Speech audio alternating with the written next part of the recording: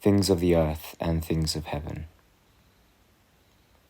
By way of distinction, then, we posit a difference between the understanding of earthly and of heavenly things. We call earthly things those which do not pertain to God and His kingdom, nor to true righteousness and the immortality of the future life. They are linked instead to the present life and are more or less enclosed within its bounds. By heavenly things we mean the rule and pattern of genuine righteousness and the mysteries of the heavenly kingdom.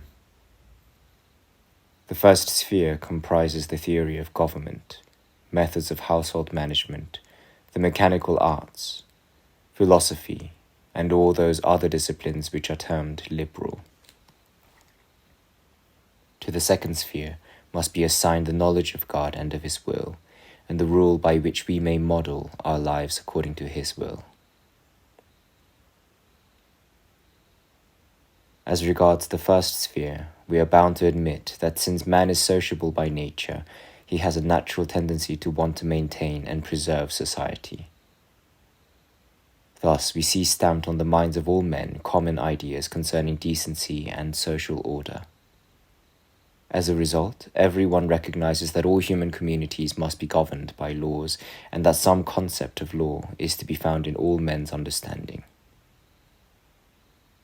Hence, peoples as well as individuals have always agreed to assent to laws, because their seed, which comes from nature without the help of teacher or lawgiver, is in all of us. This is not disproved by the fact that quarrels and conflicts may suddenly arise when some, like thieves and robbers, seek to satisfy their greed by abrogating all law, overturning all decency, and suppressing all justice. Others, as commonly happens, dismiss as unjust what a legislator decrees to be right and just, and regard as good what he forbids as evil. The former are not opposed to laws because they cannot acknowledge them to be holy and good. It is because they are seized and driven by greed, as if by some frenzy which wars against reason. And what their mind commends their heart detests, for that is where evil reigns supreme. The latter, contentious though they are not so divided as not to have that original feeling for equity which we earlier described.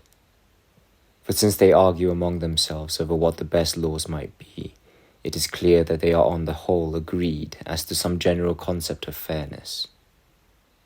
In all of this we see how frail the human mind is.